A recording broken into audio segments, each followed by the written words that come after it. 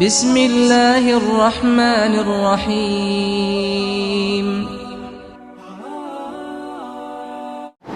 رب اشرح لي صدري ويسر لي أمري واحلل عقدة من لساني يفقهوا قولي سبحانك لا علم لنا إلا ما علمتنا إنك أنت العليم الحكيم.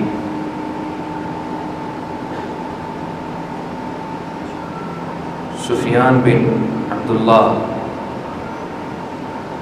رضی اللہ تعالیٰ عنہ بیان کرتے ہیں، میں نے رسول اللہ صلی اللہ علیہ وسلم سے سوال کیا، قل لی فی الاسلام قولا لا اسأل عنہ احدا بعدک. اللہ کے رسول صلی اللہ علیہ وسلم میرے لیے کوئی اسلام کا ایسا جامع اصول بتائیں، ایسا کوئی جامع عمل بتائیں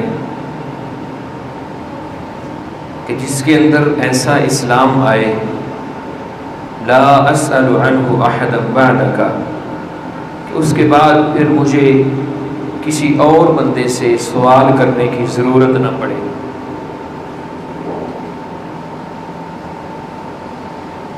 نبی علیہ السلام نے فرمایا، قل آمنت باللہ، تو کہہ کہ میں اللہ کے اوپر ایمان لے کر آیا، ثم استقم، پھر اس کے اوپر ڈٹ جاؤ، تمہیں جو بھی قربانی دینے کی ضرورت پڑے وہ تم دے دو. پرسوں ہم نے ایسا فریضہ ادا کرنا ہے جسے قربانی کے نام سے یاد کرتے ہیں. اس حوالے سے یہ انتہائی ضروری ہے موضوع بیان کرنا. اسلام صرف اسی قربانی کو نہیں مانتا، اسلام سارے کا سارا نام ہی قربانیوں کا ہے. جس شخص کی زندگی کے اندر اسلام نہیں ہے، قربانی نہیں ہے، قربانی دینے کا جذبہ نہیں ہے، اس شخص کا اسلام خطرے کے اندر ہے. اللہ رب العزت نے سورۃ عنکبوت کے آغاز کے اندر فرمایا ہے، احسب الناس، کیا لوگوں نے گمان کر لیا ہے، یہ خیال کر لیا ہے، ان یقولوا آمنا، کہ وہ کہیں گے کہ ہم ایمان لے کر آئے، وہم لا یفتنون، اور وہ پھر آزمائے نہیں جائیں گے، ان سے پھر قربانیاں نہیں لی جائیں گی. یہ نہیں ہو سکتا. تم سے پہلے جتنے بھی لوگ آئے ہیں، ام حسبتم ان تترکوا ولما یعلم اللہ الذین جاہدوا منکم، تم سے پہلے جتنے بھی لوگ آئے ہیں ان کو آزمایا گیا، جتنے بھی لوگ آئے ہیں، حتیٰ کہ وہ پکار اٹھے.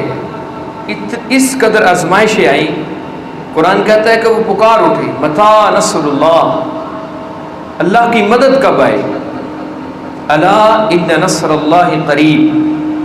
اللہ رب العزت نے فرمایا خبردار، اللہ کی نصرت جو ہے یہ جان لو، اللہ کی مدد قریب ہے. جس شخص کا جس قدر ایمان زیادہ ہوتا ہے اسی قدر اس کے اوپر آزمائشیں زیادہ آتی ہیں، اور اسی کا نام ہی قربانی، اسی کا نام ہی قربانی ہے. اور بندے کو ہمہ وقت تیار رہنا چاہیے، اپنے دل کے اندر اور اپنے اعمال سے. جب بھی ضرورت پڑے اعمال سے یہ ثابت کرے کہ میرا سب کچھ اسلام کے لیے قربان ہے. اور دل کے اندر ہر وقت یہ ایک جذبہ ہونا چاہیے، کیونکہ نیتوں کے اوپر بھی اجر ملتا ہے. نبی علیہ السلام نے فرمایا، دو مومن جب قتال کرتے ہیں ایک دوسرے کے خلاف تو فرمایا کلاہما فی النار، دونوں ہی جہنم کے اندر جائیں. تو صحابہ کرام نے کہا اللہ کے رسول، قتل کرنے والا اس کی تو سمجھ آتی ہے کہ اس نے قتل کیا ہے اس لیے وہ جہنمی ہے، تو مقتول کیوں جہنمی ہے؟ تو نبی علیہ السلام نے فرمایا اس کی نیت بھی یہ تھی، نیت اس کی بھی یہ تھی کہ میں اس کو قتل کروں، لیکن اب اس کا وار نہیں چلا ہے، اس کا داؤ نہیں لگا، اس لیے یہ بھی جہنم کے اندر جائے۔ نیت کے اوپر بھی اجر ملتا ہے۔ نبی علیہ الصلوۃ والسلام نے فرمایا جو بندہ شہادت کا جذبہ رکھتا ہے، نیت دل کی اندر جو نیت ہے وہ شہادت کی رکھتا ہے، سچی نیت، اگر وہ بستر مرگ پر بھی مر جاتا ہے اللہ رب العزت اس کو شہادت کا اجر ضرور عطا کرتا ہے۔ اس لیے انسان کے جسم کے اندر دل کی بہت زیادہ اہمیت ہے۔ نبی علیہ الصلوۃ والسلام نے فرمایا الا وان فی الجسد مضغۃ، تمہارے جسم کے اندر ایک ایسا ٹکڑا ہے، اگر یہ درست رہا تو تمہارے جسم کا سارا حصہ جو ہے نا، سارا جسم درست رہے گا، اور اگر یہ جسم کا حصہ ٹیڑھا ہو گیا فرمایا سارا جسم ہی ٹیڑھا ہو جائے گا۔ اور نبی علیہ الصلوۃ والسلام نے پھر اس کی نشاندہی فرمائی الا وہی القلب، تمہارے جسم کے اندر یہ ٹکڑا دل کا ٹکڑا ہے جس کے اندر نیت بنتی ہے، اور اسی کے اندر ہی تقوی ہے۔ جس قدر دل صاف ہوگا اسی قدر وہ اللہ رب العزت کا پیار ہے۔ اللہ رب العزت کو ظاہری اعمال کی ضرورت نہیں، اللہ رب العزت کو دل کا تقوی مطلوب ہے، دل کا تقوی۔ نبی علیہ السلام نے اشارہ کر کر فرمایا التقوی ہا ہنا ویشیر الی صدرہ، آپ نے دل کی طرف اشارہ فرمایا تقوی یہاں پر ہوتا ہے، یہاں پر ہوتا ہے۔ اس لیے ہر عبادت کی بنیاد تقوی بنائی گئی ہے۔ کیوں کہ یہ ایک نیت ہوتی ہے۔ تقوی جیسے اعمال سے ظاہر ہوتا ہے ویسے یہ ایک نیت ہوتی ہے۔ اس لیے ہمہ وقت ایک بندہ مومن کو، مسلمان کو اپنی قربانیوں کے لیے تیار رہنا چاہیے۔ اسلام مجھ سے جان کی قربانی مانگے، اسلام مجھ سے مال کی قربانی مانگے، اسلام مجھ سے وقت کی قربانی مانگے، جو بھی قربانی مانگے میں ہمہ وقت اس قربانی کو دینے کے لیے تیار ہوں۔ اسی کا نام اسلام ہے، اسی کا نام اسلام ہے۔ اور جو جس قدر پیاری چیزیں اللہ کے راستے میں ان کو قربان کرتا ہے، جب بھی ضرورت آتی ہے وہ اس کے آڑے نہیں آتی۔ عمر بن خطاب رضی اللہ تعالیٰ عنہ کہنے لگے اللہ کے رسول آپ مجھے دنیا کی ہر چیز سے محبوب ہیں لیکن جان سے محبوب نہیں۔ تو آپ نے فرمایا کہ تیرا ایمان ابھی تک مکمل نہیں ہوا۔ کیوں؟ انسان کے لیے سب سے پیاری اس کی جان ہوتی ہے۔ تو پھر عمر بن خطاب فرمانے لگے اللہ کے رسول مجھے آپ میری جان سے بھی زیادہ محبوب ہیں۔ تو نبی علیہ السلام نے فرمایا اب تمہارا ایمان مکمل ہو، اب تمہارا ایمان مکمل ہو۔ انسان کو ہر وقت اپنی پیاری چیزیں، جو بھی آپ کو پیاری چیز ہے وہ اللہ کے راستے میں قربان کرنے کے لیے تیار رہنا چاہیے۔ اور صحابہ کرام کو جو اجر ملے، جو بھی اجر ملا ہے اس کے پیچھے قربانیاں ہیں، بلند مقامات ملے ہیں اس کے پیچھے قربانیاں ہیں۔ انہوں نے کچھ بھی نہیں سمجھا، اسلام کے مقابلے میں کسی کو کچھ بھی نہیں سمجھا۔ سیدنا سعد رضی اللہ تعالیٰ مسلمان ہوئے تو والدہ جو تھی وہ گالیاں دیا کرتی تھی رسول اللہ صلی اللہ علیہ وسلم۔ ایک دفعہ اس نے کہا کہ میں نے کھانا پینا چھوڑ دیا، آج کے بعد کچھ بھی نہیں کھاؤں گی، کچھ بھی نہیں پیوں گی، دھوپ کے اندر بیٹھ۔ کب تک؟ کہنے لگے جب تک تم اسلام کو نہیں چھوڑ دو گے نا، جب تک تم اسلام کو نہیں چھوڑ دو گے، محمد علیہ الصلوۃ والسلام کے کلمے کو نہیں چھوڑ دو گے، میں کھاؤں گی بھی نہیں، پیوں گی بھی نہیں، سائے میں بھی نہیں جاؤں گے۔ اب انسان کب تک برداشت کرتا ہے؟ آخر حالت جو ہے نا وہ بڑی عجیب و غریب ہو گئی۔ سیدنا سعد رضی اللہ تعالیٰ ماں کے قریب گئے، ماں نے سمجھا شاید دل اس کا نرم ہو گیا ہے، شاید یہ چھوڑنا چاہتا ہے۔ ماں کے قریب گئے اور فرمانے لگے تو ایک ماں ہے، تو ایک ماں ہے، اگر تمہارے جیسی 100 مائیں بھی ہوں تو میں اسلام کے لیے اور نبی علیہ الصلوۃ والسلام کی تقدیس کے لیے، آپ کی حرمت کے لیے ایک ایک کر کے سب کچھ قربان کر. یہ تیری تو ایک جان ہے، ایک جان ہے. انہوں نے اپنا سب کچھ چھوڑا ہے، جو بھی پیاری چیز تھی وہ چھوڑی ہے، جو بھی چیز پیاری لگی. اسلام کے مقابلے میں وہ کوئی بھی چیز نہیں، بلکہ رسول اللہ صلی اللہ علیہ وسلم نے تو فضیلت بیان کی.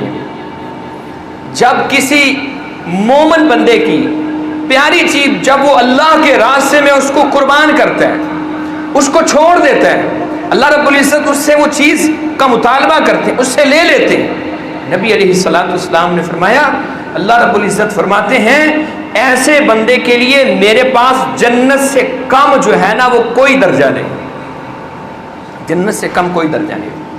اس لیے اسلام مجھ سے قربانیاں مانگتا ہے.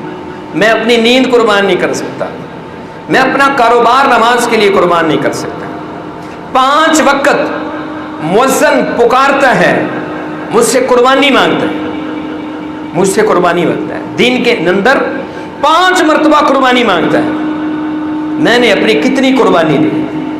صرف جانور کے گلے پر چھری چلا دینے سے کیا میری قربانی قبول ہوگی؟ نہیں. مجھ سے اسلام ہر وقت قربانیاں مانگتا ہے. اور صحابہ کرام نے کیسے قربانیاں دی. عبد الرحمن بن عوف رضی اللہ تعالیٰ، اللہ رب العزت بہت زیادہ قدردان ہے، اللہ کسی کا کچھ نہیں رکھتے. عبد الرحمن بن عوف رضی اللہ تعالیٰ نکلنے لگے ہجرت کے لیے. گھر والوں کو پتہ چلا، سسرال والوں کو، انہوں نے اپنی بیٹی چھین لی. ہماری بیٹی ہمارے پاس چھوڑ کے جاؤ. سواری پہ سوار تھے، اپنے گھر والے آئے، انہوں نے سواری بھی چھین لی. سارا کچھ بیچ کر جو پیسے تھے وہ ایک تھیلی کے اندر تھے، انہوں نے وہ پیسے بھی چھین لیے.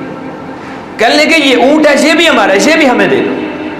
اونٹ بھی چھین لیا. تاکہ اپنا ایک بیٹا تھا تو سینے کے ساتھ لگایا ہوا. گھر والوں نے کہا کہ یہ بھی تم ساتھ لے کر نہیں جا سکتے، یہ بھی ہمیں دے دو. اولاد کی محبت ہر انسان کے دل کے اندر ہوتی. ایک دفعہ ایک دھچکا لگا، لیکن پھر کہنے لگے یہ بیٹا کیا چیز ہے، لے لو، بیٹا بھی لے لو. اور یہاں تک لکھا ہے مورخین نے کہ جسم کے اوپر جو لباس تھا وہ بھی اتروا لیا گیا، وہ بھی اتروا لیا گیا. ایک ٹانٹ پہن کر عبد الرحمن بن عوف رضی اللہ تعالی نبی علیہ الصلوۃ والسلام کی خدمت میں پہنچے. اور وہاں پر حالت کیا تھی؟ صحابہ بیان کرتے ہیں جب مسجد نبوی کے اندر عبد الرحمن بن عوف پہنچے تو ظہر کی نماز کا وقت.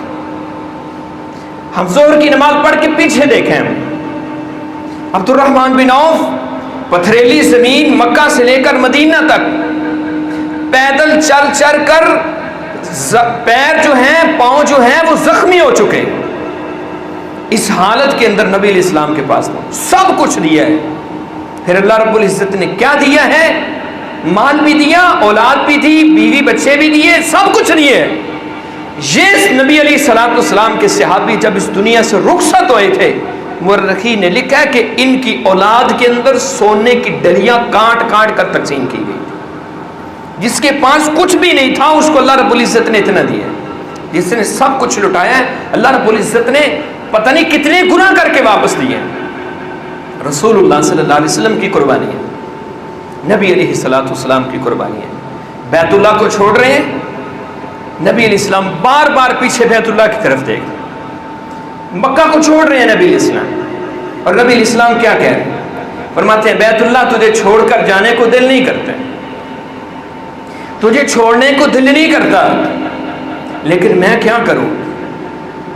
تمہارے یہاں کے باشندے جو ہیں، تمہارے اندر رہنے والے مجھے رہنے نہیں دیتے، میں اس لیے تجھے چھوڑ کر جا رہا ہوں. اور پھر یہ کہنا آسان ہے، سننا بھی آسان ہے، سنانا بھی آسان ہے.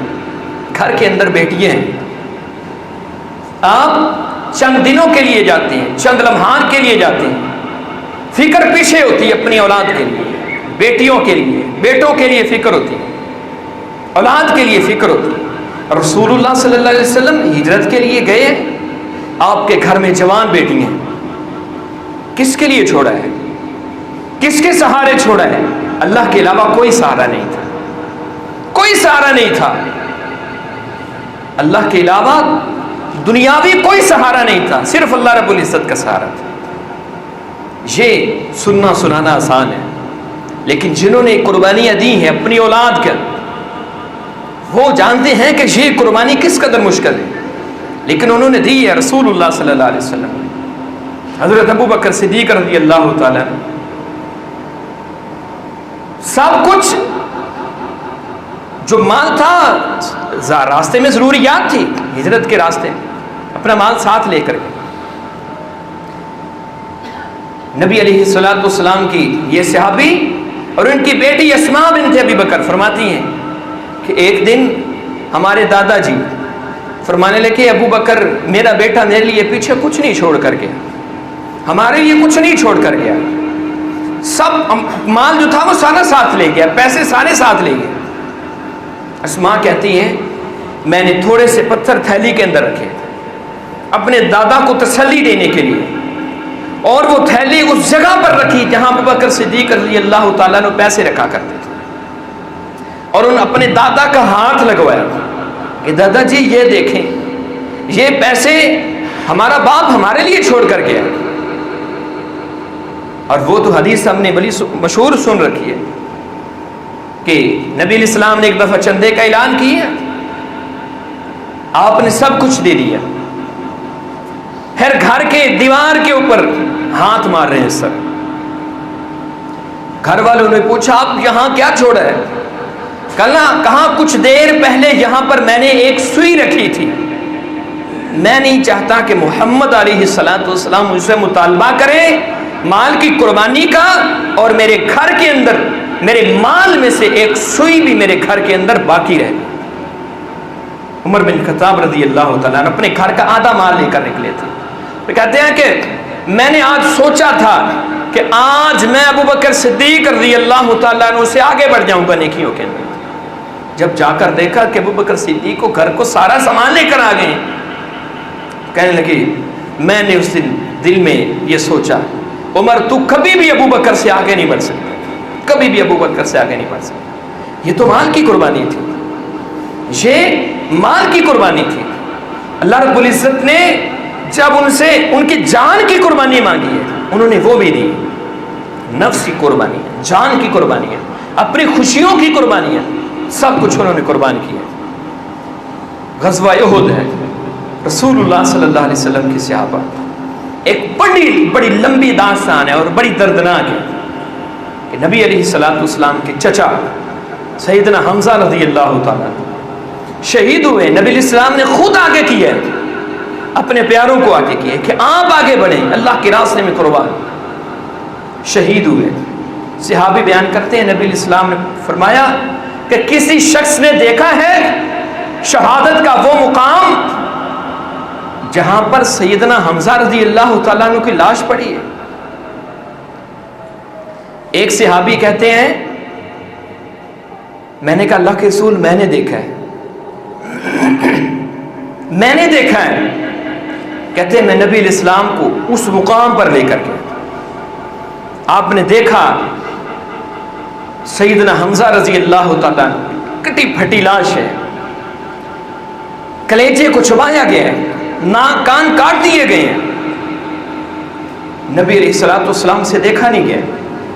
آپ اس جگہ سے فوری ہٹیں، آپ دوسرے شہداء کے پاس چلے گئے، آپ آنسو بہا رہے ہیں، اور نبی علیہ السلام روتے ہوئے فرماتے ہیں میرے صحابہ، میں قیامت والے دن ان شہداء کے لیے اللہ رب العزت کے ہاں گواہیاں دوں۔ سب کچھ انہوں نے قربان کیا۔ نبی علیہ الصلوۃ والسلام نے اسی حالت کے اندر دور سے ایک عورت کو دیکھا، وہ دوڑتی آ رہی ہے۔ نبی علیہ الصلوۃ والسلام نے زبیر بن عوام رضی اللہ تعالیٰ عنہ کو بھیجا، جاؤ اس عورت کو روکو، عورتوں کے اندر صبر کم ہوتا ہے، روکو اس عورت کو، یہ اپنی کسی پیارے کی لاش کو دیکھے گی، روئے گی، واویلے کرے گی، صبر کا دامن چھوڑ دے گی۔ زبیر بن عوام کہتے ہیں میں قریب گیا اس عورت کے، میں نے دیکھا کہ وہ میری ماں صفیہ رضی اللہ تعالیٰ عنہ تھی اور نبی علیہ الصلوۃ والسلام کی پھوپھی تھی، اور سیدنا حمزہ رضی اللہ تعالیٰ عنہ کی بہن تھی۔ کہتے ہیں میں قریب گیا، انہوں نے میرے سینے پر ہاتھ مارا، کہا پیچھے ہٹ جاؤ، میں اپنے بھائی کی لاش کو دیکھنا چاہتی ہوں، میں اپنے بھائی کو دیکھنا چاہتی ہوں۔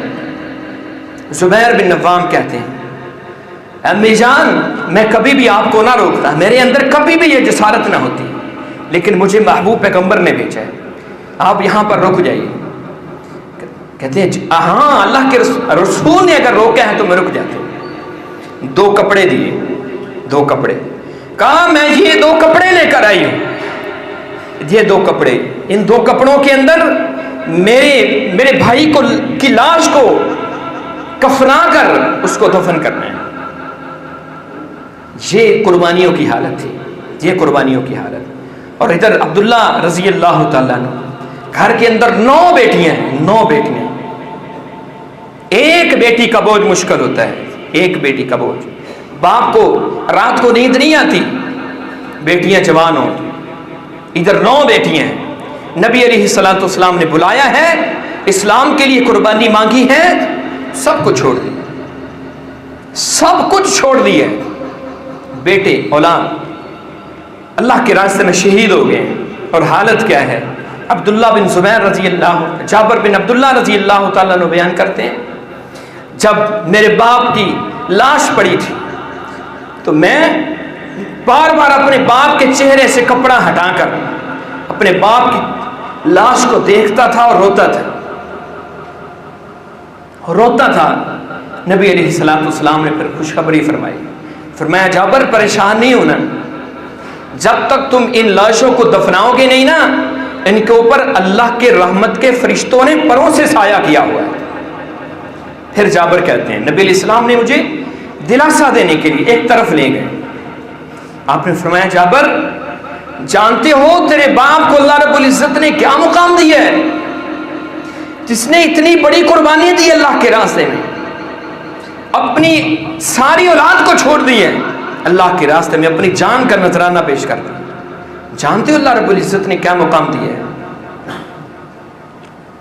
صحیح البخاری کے اندر الفاظ ہیں، فرمایا کہ اے جابر اللہ رب العزت نے ہر بندے سے پردے کے اندر کلام کیا ہے، لیکن تیرے باپ عبداللہ کو اللہ نے اپنے سامنے بٹھایا، اللہ نے اپنے نور کے پردوں کو ہٹا کر اس سے کلام کیا۔ پوچھا ہے عبداللہ بتاؤ تو راضی کس طرح ہو سکتا ہے، تیری رضا کس چیز کے اندر ہے؟ فرمایا شہادت اتنا بڑا بلند مقام ہے، تیرے باپ نے اللہ رب العزت کے سامنے کہا ہے کہ یا اللہ میں دوبارہ جنت میں جانا چاہتا ہوں، دوبارہ یا اللہ مجھے دوبارہ دنیا کے اندر بھیج، میں تیرے راستے کے اندر قربان ہونا چاہتا ہوں، قربانی دینا چاہتا ہوں۔ یہ قربانیوں کی لمبی داستان ہے، یہ جان کی قربانی ہے۔ صحابہ کرام سے جب اسلام نے مال مانگا ہے انہوں نے مال بھی دیا اور اپنے اوپر دوسروں کو ترجیح دی ہے۔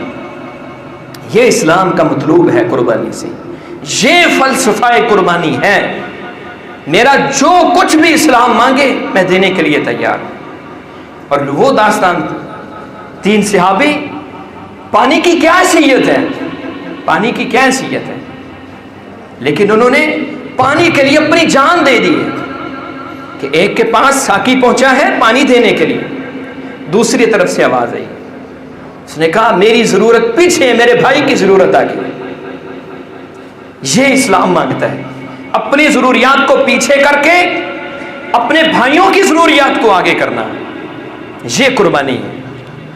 اگلے کے پاس پہنچا ہے پھر آگے سے آواز آئی ہے پانی کی، اس نے کہا میری ضرورت پیچھے ہے، میرے بھائی کو کی طرف لے کر جاؤ، پانی کے لیے میری ضرورت پیچھے ہے، میرے بھائی کو پانی پلاؤ۔ اس کی طرف پہنچا ہے، اس کی روح پرواز کر گئی، دوسری کی طرف آیا ہے، اس کی روح بھی پرواز کر گئی، تیسرے کی طرف آیا، اس کی روح بھی پرواز کر گئی۔ پانی کی کیا حیثیت ہے؟ اور رسول اللہ صلی اللہ علیہ وسلم نے جو اخلاقیات کا درس دیا ہے، جو انسانی ہمدردی کا درس دیا ہے، جو دوسروں کے لیے قربانی پیش کرنے کا درس دیا ہے، وہ تو اس قدر خوبصورت ہے۔ فرمایا وہ بندہ ایمان والا ہی نہیں جو خود تو پیٹ بھر کے سو جائے اور اس کا پڑوسی، اس کے ساتھ کا ہمسایہ وہ بھوکا رات گزارتا ہے، اس کا ایمان ہی نہیں ہے۔ ایمان کس کو کہا گیا؟ ہمدردی کو اسلام کہا گیا۔ نماز، روزے، حج، زکوٰۃ کو اسلام نہیں کہا گیا ہے، ایمان نہیں کہا گیا۔ آپ کتاب الایمان پڑھیں صحیح البخاری کے اندر، اس کے اندر کون کون سی چیزوں کا ذکر کیا گیا ہے؟ ان میں سے سب سے زیادہ جن چیزوں کا ذکر کیا گیا ہے انسانی ہمدردی ہے۔ یہ اللہ رب العزت میرے اور آپ کے اندر دیکھنا چاہتے ہیں، میرے اور آپ کے اندر۔ وقت کی قربانی اسلام مانگتا ہے، وقت کی قربانی صحابہ کرام نے دی ہے۔ جب بھی اسلام نے مانگا ہے وقت دیا ہے، جب بھی اسلام نے مانگا ہے۔ سیدنا ابو ہریرہ رضی اللہ تعالیٰ عنہ، ابو بکر صدیق رضی اللہ تعالیٰ عنہ، عمر فاروق رضی اللہ تعالیٰ عنہ، جب بھی وقت مانگا ہے ایک ایک حدیث کے لیے، ایک ایک حدیث کے لیے انہوں نے مہینوں سفر کیا، مہینوں سفر کیا۔ مجھ سے بھی آج اسلام وقت کا مطالبہ کرتا ہے۔ میں نے جانور کو تو قربان کر دیا، جانور قربان کر دیا میں نے، لیکن مجھ سے اسلام وقت مانگتا ہے۔ 5 وقت روزانہ مؤذن آواز لگاتا ہے، حی علی الصلاۃ، حی علی الفلاح، آؤ کامیابی کی طرف، آؤ فلاح کی طرف۔ تمہارے پاس کہاں کھڑے ہیں؟ فجر کی نماز کے وقت نیند بڑی قیمتی ہے، اس وقت نیند بڑی پیاری ہوتی ہے، لیکن اللہ رب العزت بلاتے ہیں اٹھو اٹھو فجر کی نماز کے لیے، اللہ بلا رہے ہیں۔ اس وقت فجر کی نیند کو قربان جو کر دیتا ہے، 2 رکعت نماز فجر کی، فرض نہیں، سنتیں۔ نبی علیہ السلام نے فرمایا جو اس وقت قربانی دے دیتا ہے اور اٹھ جاتا ہے 2 رکعت سنتیں فجر کی، نبی علیہ السلام نے فرمایا جس کو مل گئی، دوسری طرف دنیا کا سب کچھ اس کو مل جائے۔ یہ فجر کی 2 سنتیں سب سے زیادہ قیمتی، سب سے زیادہ قیمتی اس بندے کے لیے جس نے قربانی دی فجر کے وقت۔ اس نیند کو قربان کریں، نیند کو قربان کریں۔ نبی علیہ الصلوۃ والسلام نے فرمایا، میں نے شاید پہلے بھی حدیث سنائی تھی، جو فجر کے وقت نیند کی قربانی نہیں دیتا، فجر کے وقت نیند کی قربانی نہیں دیتا، اصبحت خبیث النفس، اس حالت میں صبح کرتا ہے کہ اس کا نفس ناپاک ہوتا ہے، خبیث ہوتا ہے۔ میرے گھر کے اندر بیٹے بے نماز ہیں، بیٹیاں بے نماز ہیں، اولاد بے نماز ہے، فکر ہی نہیں ہے۔ میرے بھائی اسلام قربانیاں مانگتا ہے، فکر کس چیز کی ہے؟ ہمارے یہاں پر نمازی ہیں،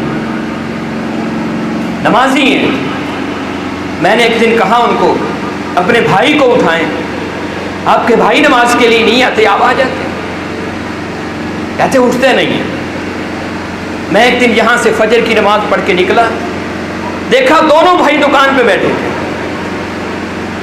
نے کہا آج کیسے اٹھنا ہوا؟ کہنے لگے آج میں نے فیصلہ آباد جانا تھا مال لینے کے لیے۔ میں نے کہا آج جس انداز کے ساتھ تم نے اٹھایا ہے نا، آج جس انداز کے ساتھ، تمہیں پتا تھا اگر یہ نہ اٹھے گا تو دکان بند رہے گی۔ آج جس انداز کے ساتھ تم نے اٹھایا ہے نا، روزانہ اسی انداز کے ساتھ اٹھانا تھا، اسی انداز کے ساتھ اٹھانا تھا۔ یہ قربانیاں مانگتا ہے۔ اس دن کے وقت 5 وقت جو قربانی نہیں دیتا، اللہ رب العزت نے اس کے لیے کون سی ذلت تیار کر رکھی ہے۔ یوم یکشف عن ساق ویدعون الی السجود فلا یستطیعون، اللہ رب العزت کا قرآن کہتا ہے سورۃ القلم ہے، قیامت کا دن ہوگا، اللہ اپنی پنڈلی مبارک کو ننگا کریں گے، نور کے پردوں کو ہٹایا جائے گا، لوگوں کو سجدے کا حکم دیا جائے گا، لیکن کچھ بد نصیب اس وقت ایسے ہوں گے جنہوں نے دنیا کے اندر اللہ کے سامنے سجدے نہیں کیے، رکوع نہیں کیے، مؤذن پکارتا رہا، کہتا رہا آؤ، تمہارے پاس طاقت ہے، تم سجدے کر سکتے ہو، تم قیام کر سکتے ہو، تم رکوع کر سکتے ہو، لیکن نہیں کیے۔ نبی علی اللہ رب العزت کا قرآن کہتا ہے فلا یستطیعون، اس وقت وہ اللہ کے سامنے سجدے نہیں کر سکے، اللہ کے سامنے سجدے نہیں کر سکے۔ یہاں کتنے لوگ بیٹھے ہوئے، ان کے سامنے اگر ایک بندے کو اس کی عزت خطرے میں پڑ جائے، جہاں پر کوئی کھڑا ہو کر شخص اس کی بے عزتی کر دے، کہتا میں شہر کے اندر منہ دکھانے کے قابل نہیں رہا۔ اس وقت کتنی بڑی ذلت ہوگی۔ آدم علیہ السلام سے لے کر قیامت تک آنے والا ہر شخص جمع ہے، عیسائی ہو، ہندو ہو، یہودی ہو، مجوسی ہو، بدھ مت ہو، مسلمان ہو، ہر شخص جمع ہے قیامت تک آنے والا۔ اور اتنے بڑے مجمع کے اندر مجھے اگر سجدے کے لیے بلایا جائے، سجدے کے لیے بلایا جائے اور میں وہاں پر سجدہ نہ کر سکوں، میرے خیال میں اس سے بڑھ کر میرے لیے ذلت کوئی نہیں۔ دنیا کی زندگی کی کیا حیثیت ہے، اس مال کی کیا حیثیت ہے، اتنی بڑی ذلت۔ قرآن نے اس کا بھی منظر پیش کیا، خاشعۃ ابصارہم ترہقہم ذلہ، چہرے جھک جائیں، نظریں جھک جائیں گی، چہرے سیاہ ہو گئے۔ ان کی یہ حالت کیوں ہے؟ وقد كانوا يدعون الى السجود وهم سالمون، دنیا کے اندر یہ سجدوں کے لیے بلائے جاتے تھے، دنیا کے اندر یہ سجدوں کے لیے بلائے جاتے تھے، وہم سالمون، اور یہ صحیح سلامت تھے، سجدے کر سکتے تھے، انہوں نے نہیں کیے، قربانی نہیں دی ہے۔ جب دنیا کے اندر کوئی بندہ قربانی دینے کے لیے تیار نہیں ہے، اللہ رب العزت ایسے بندے کی اسلام کو قبول نہیں کرتے۔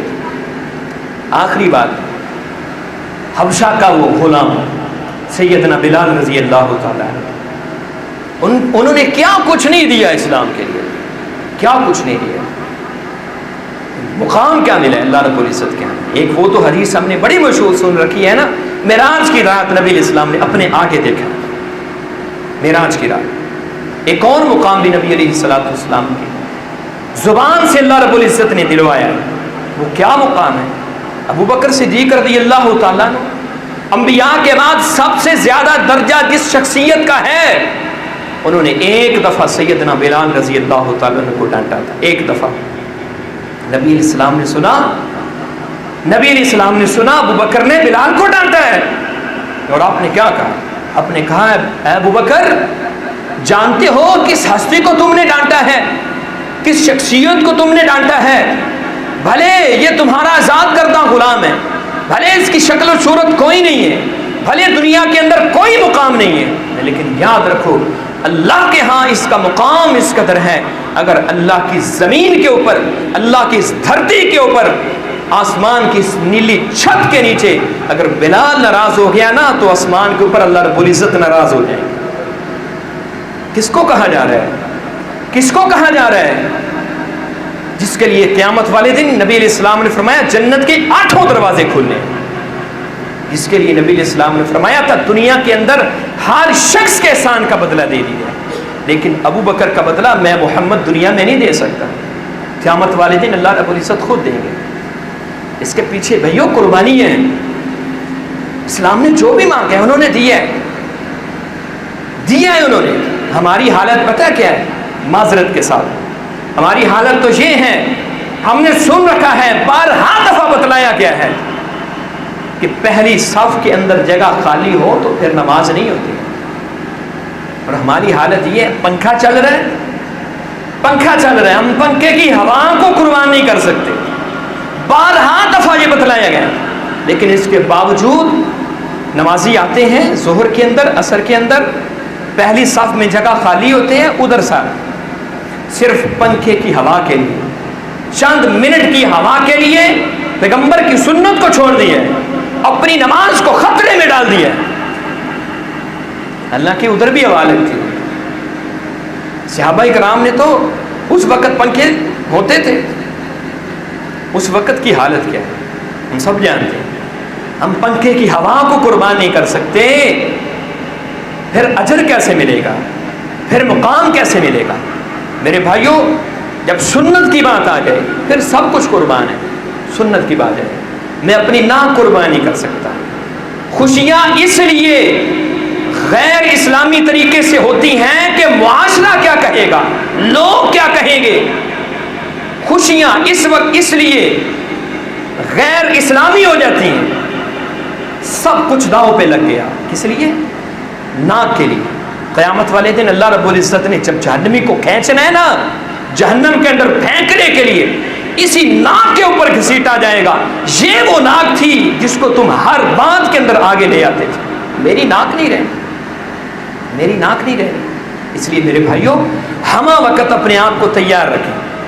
نماز سب سے بڑی قربانی ہے. نماز اپنے لیے 5 روزانہ اس کے لیے اپنے آپ کو تیار کریں. کہاں گئے؟ جو کچھ بھی ہے نماز سب سے آگے، نماز سب سے آگے. اللہ رب العزت سے دعا ہے کہ اللہ ہماری قربانیوں کو اپنی بارگاہ میں قبول فرمائے.